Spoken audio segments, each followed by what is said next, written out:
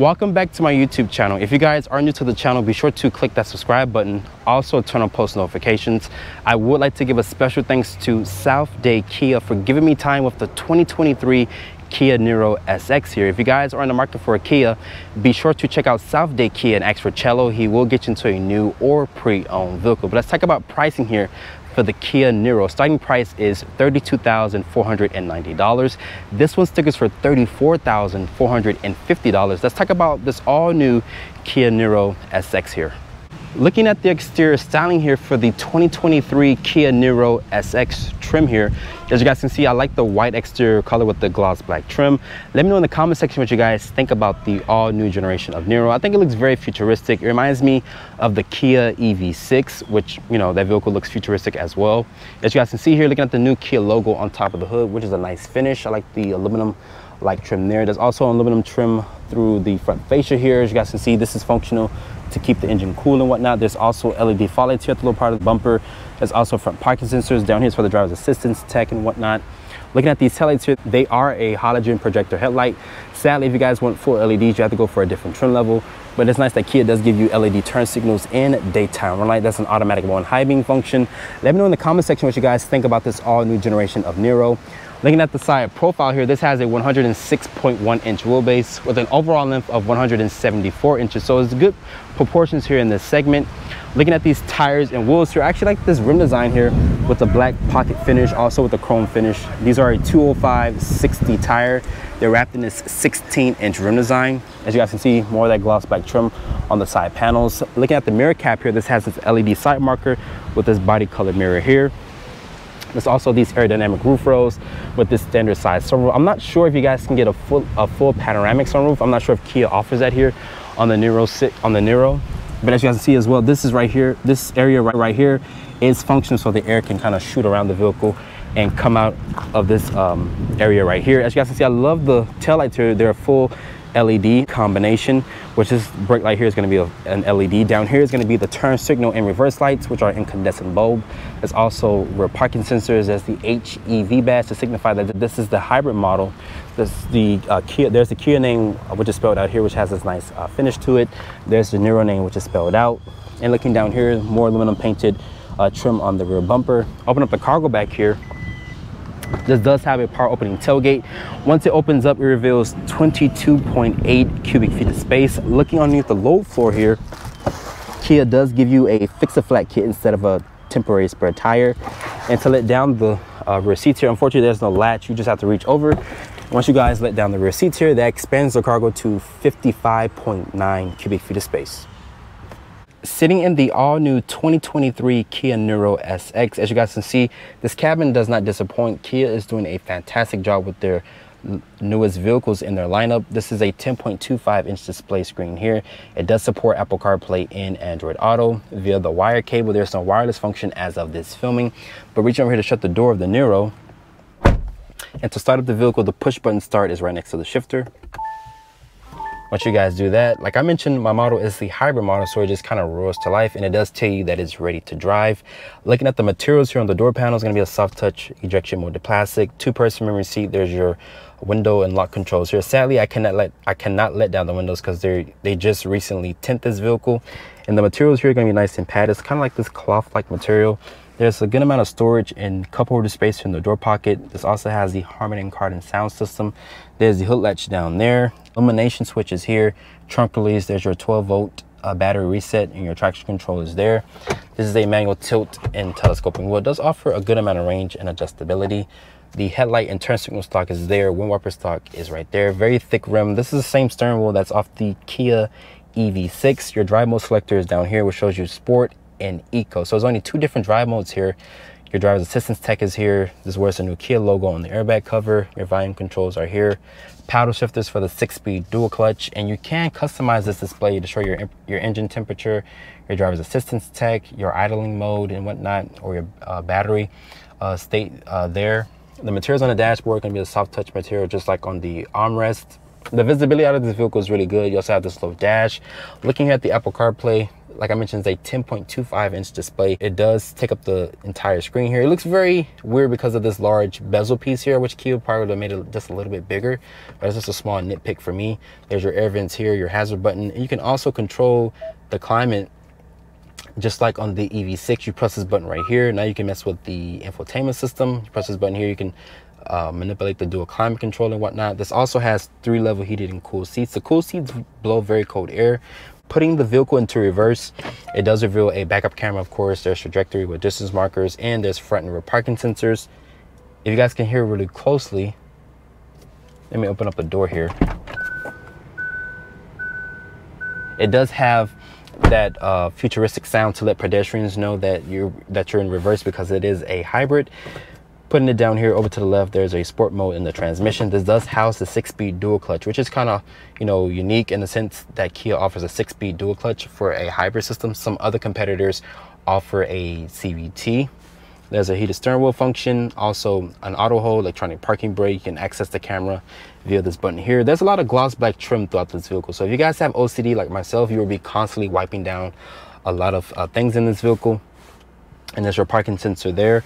Press this button here, it does reveal the pop-out cup holders, and you can also retract them back into place. This is the new key fob here, or current key fob from Kia. There's a lock, unlock, a trunk release, a panic button, remote start mode, and this wears the new Kia logo at the bottom of the key fob. It does feel nice to hold in my hands. A lot of storage in here because there's very small storage in the center armrest, but this area right here is going to be slightly padded with some nice stitching. Nice leather that Kia uses here on the center armrest. The seats are supportive and comfortable.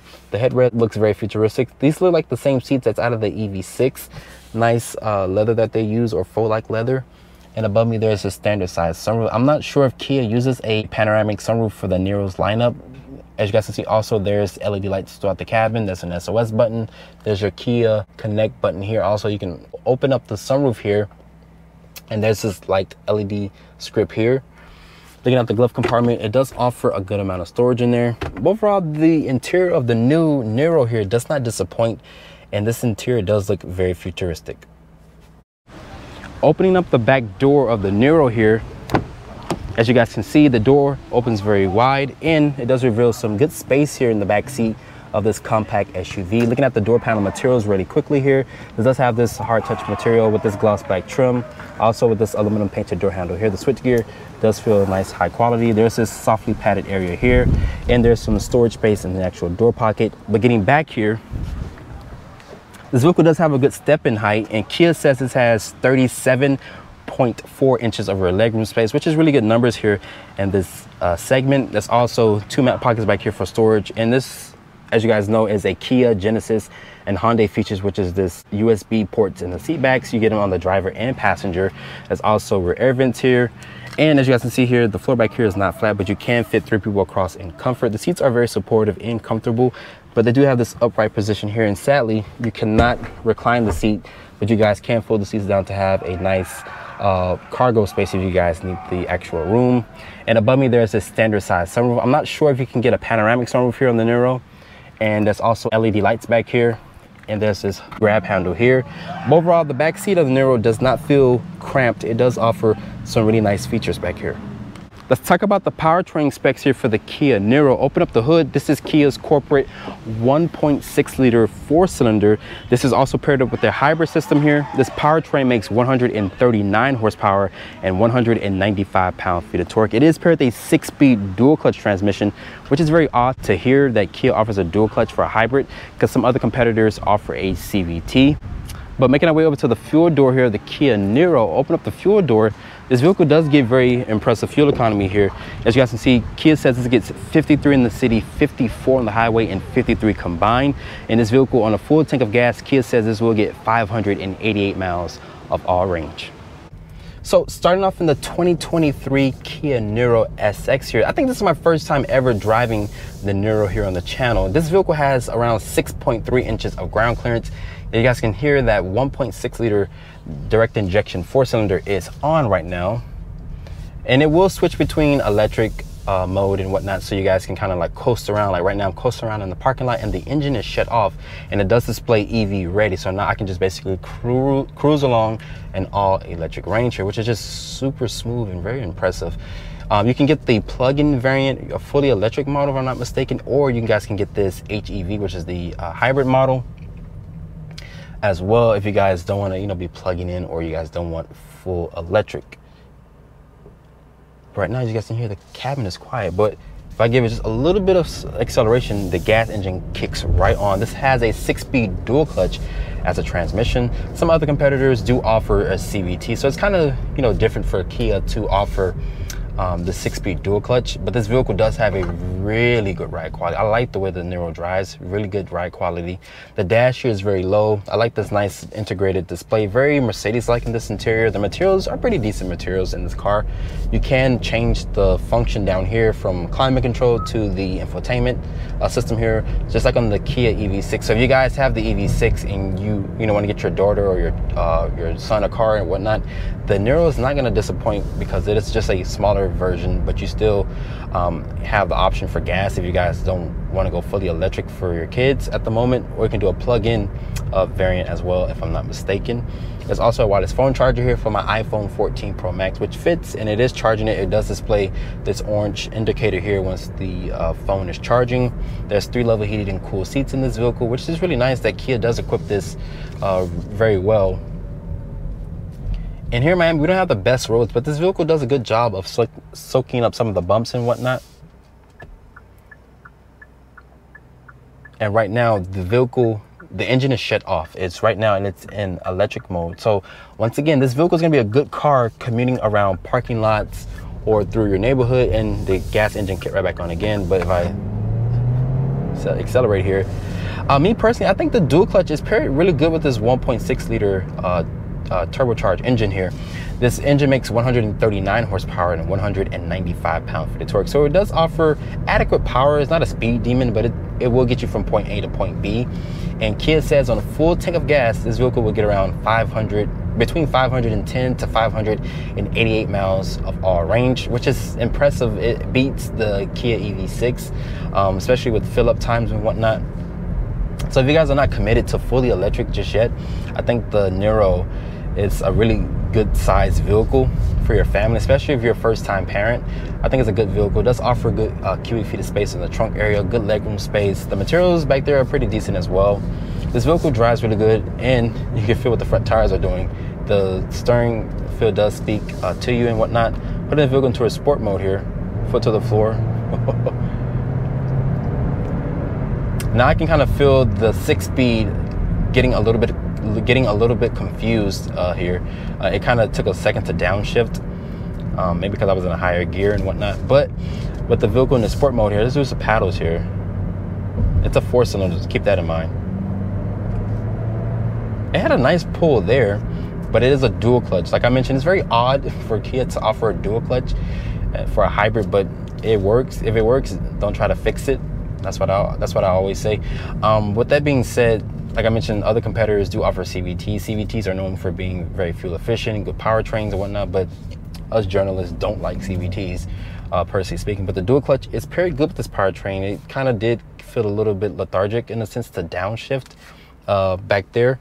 But the seat comfort in here is pretty decent. I like the futuristic styling seats. The tech is good. You also have good driver's assistance, which includes blind spot monitoring, lane keeping assist, forward collision warning with adaptive cruise control. It does do a really good job of keeping you in the lane. But if you guys don't want to commit to fully electric just yet, I think the hybrid model of the Niro is a good pick. After spending time with the 2023 Kia Niro SX here, this vehicle does have a very smooth ride quality, it's very fuel efficient, and it's very affordable. With that being said, hope you guys have enjoyed this review here of the 2023 Kia Niro SX here. Be sure to follow me on Instagram at Drive1Reviews. Hit that subscribe button and turn on post notifications, and I will see you all in the next review.